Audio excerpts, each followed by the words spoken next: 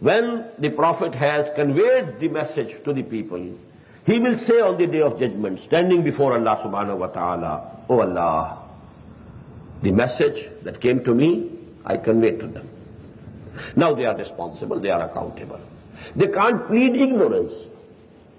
They can't say that the message was not conveyed to us. They can't plead ignorance. And this has been given in an ayah of Surah An-Nisa. After counting, the names of many messengers and prophets of Allah, then the ayah comes, رُسُلًا مُبَشِّرِينَ وَمُنذِرِينَ لِأَلَّا يَكُونَ لِلنَّاسِ عَلَى اللَّهِ حُجَّةٌ بَعْدَ الرُّسُلِ وَكَانَ اللَّهُ عَزِيزًا حَكِيمًا. We sent all these messengers as givers of glad tidings as well as warners for the humanity, so that there should not remain with the people an argument against Allah on the day of judgment. They won't be able to say that, "Oh Allah, we didn't know what you want. Your message was not conveyed to us. How come you are holding us responsible?" You can be held responsible only if the message was conveyed to you. رُسُلًا مُبَشِّرِينَ وَمُنذِرِينَ لِأَلَّا يَكُونَ لِلنَّاسِ عَلَى اللَّهِ. Here again, lam and ala. لِلنَّاسِ عَلَى اللَّهِ حُجَّةٌ بَعْدَ الرُّسُلِ. So that there remains no argument for the people against Allah on the day of judgment.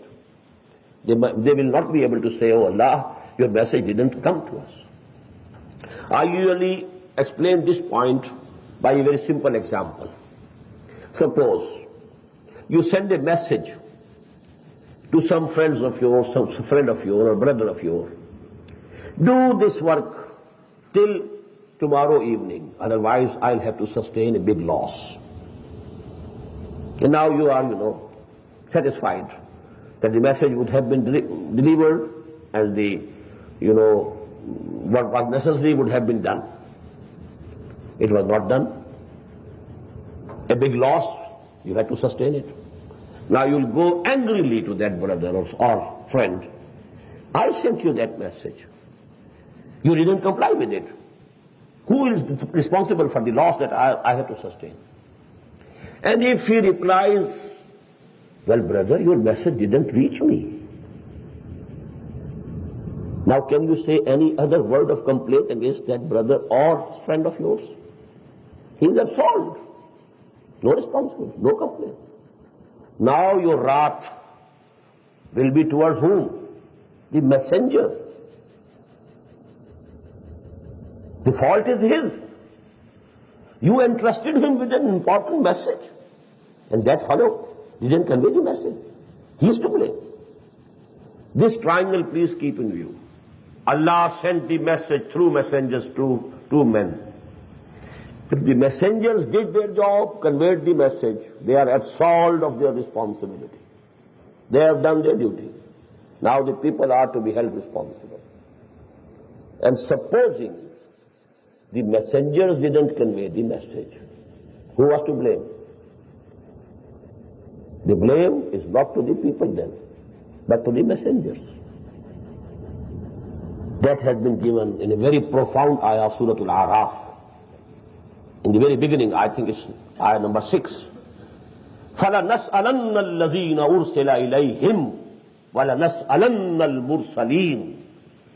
We shall definitely ask those to whom we sent the messengers, and we shall surely ask those whom we made messengers and sent as messengers. فَلَنَسْأَلَنَّ الَّذِينَ أُرْسِلَ إِلَيْهِمْ وَلَنَسْأَلَنَّ الْمُرْسَلِينَ. That is why, on the day when the Prophet ﷺ delivered his last message, after giving finishing touches to his last message and laying emphasis on the important aspects of his message, as-salah, as-salah, as-salah, wa ma malakat aymanukum, and so on, then he asked a question, ala hal ballaghtu, have I conveyed it to you? And the whole congregation replied in chorus, you may call it, in one voice, inna nashhadu annaka qad ballaghta wa addayta wa nasahta. And in one of the narrations of this hadith, the wordings are more forceful, 4 words. Inna nashhadu annaka qad ballaghta risalata wa addayta al-amanata wa nasahta al-ummata wa kashafta al-ghummah. O Messenger of Allah, rest assured, we testify, you have done your duty. You have conveyed to us the message of Allah. You have conveyed to us the trust that came to you from Allah. You have torn away the darknesses and you have shown the path and light to us. Kashafta al-ghumma. You left no darkness intact. Tore away all the darknesses. Thrice he asked the question, Ala hal ballagtu? To the left, to the right, to the front people, to 124,000 people who were gathered there. And if, according to some of the riwayat, 140,000 people. And you know, the answer was there. Thrice, inna nashhadu annaka qad ballagta risalata wa adayta al-amanata wa nasahta al-ummata wa kashafta al-ghummata.